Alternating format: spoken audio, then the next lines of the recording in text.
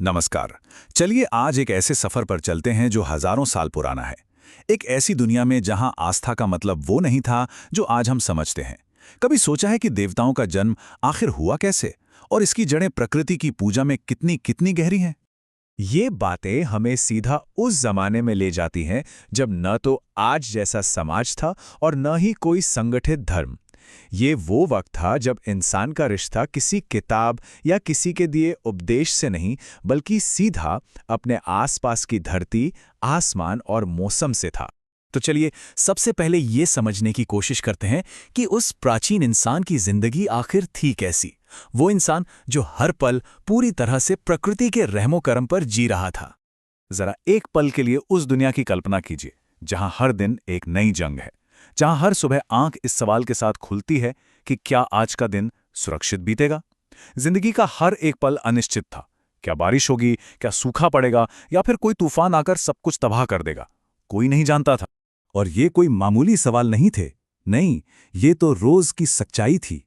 एक तरफ जिंदगी थी, फसल, शिकार, धूप, और दूसरी तरफ मौत थी, सूखा, तूफान, बाढ़।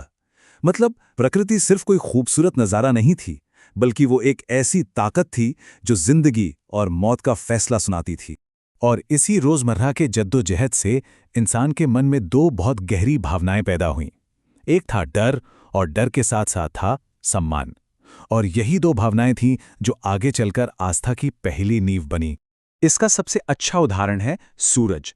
सोचकर देखिए, हर सुबह उसका उगना सिर्फ दिन की शुरुआत नहीं, बल्कि सुरक्षा और उम्मीद की गारंटी थी।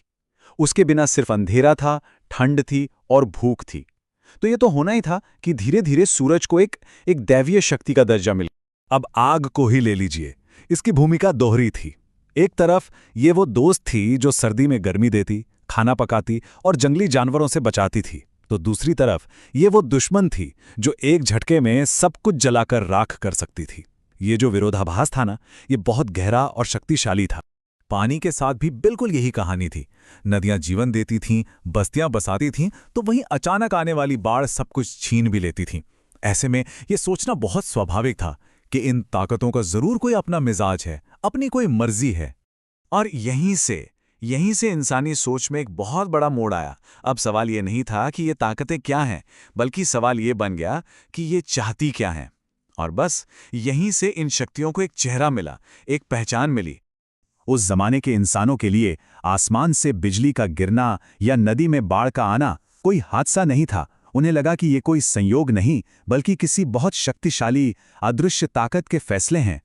और ये एक लाइन उस समय की सोच को क्या खूब बयां करती है।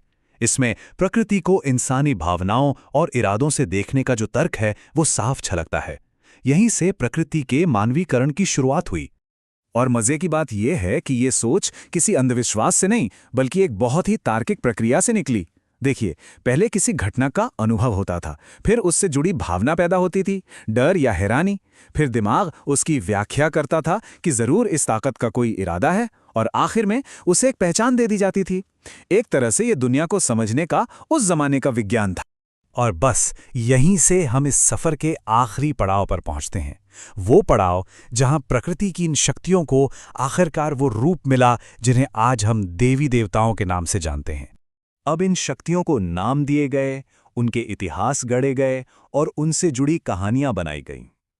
इससे वे सिर्फ बेजान ताकतें नहीं रहीं, बल्कि ऐसे किरदार बन गए जिनसे बात की जा सकती थी, जिन्हें मनाया जा सकता था, जिनसे मदद मांगी जा सकती थी। और सबसे हैरान करने वाली बात पता है क्या है? ये कि सोचने का ये तरीका दुनिया भर में अलग अलग सभ्यताओं में बिना किसी आपसी संपर्क के अपने आप विकसित हुआ। ये इस बात का सबूत है कि यह सिर्फ कोई कल्पना नहीं, बल्कि इंसानी चेतना का एक स्वाभाविक विकास था। तो इस पूरी कहानी को अगर हम 3 हिस्सों में देखें, तो सब कुछ भय की एक आदिम भावना से शुरू हुआ। ये भावना धीरे धीरे सम्मान में बदली, जब इंसान ने प्रकृति के देने वाले और छीनने वाले दोनों रूपों को समझा, और अंत में इसने एक संगठित आस्था का रूप ले लिया। अब इस पूरी चर्चा के आखिर में चलिए इस प्राचीन इतिहास की एक गूंज आज की दुनिया में एक बहुत ही आम सी आदत में ढूंढते हैं। कभी सोचा है कि जब भी हम किसी बड़ी अनदेखी शक्ति के बारे में सोचते हैं या बात करते हैं तो हमारी नजरें अपने आप ऊपर आसमान की तरफ क्यों उड़ जाती हैं? शायद ये हमारे उन पुरखों की याद है जो सूरज, चांद और सितारों में ही ईश्वर को देखते थे। एक ऐसी गूंज जो आज भी कहीं ना कहीं हमारे अंदर जिंदा है। तो बस हम इसी सवाल के साथ इस चर्चा को यहीं रोकते हैं। हमारी तमाम तरक्की और सारे ज्ञान के बावजूद क्या आज भी हमारी पहली और सबसे गहरी श्रद्धा उसी प्रकृति से नहीं जुड़ी है जिसने हमें जन्म दिया? इस पर जरूर सोचिएगा।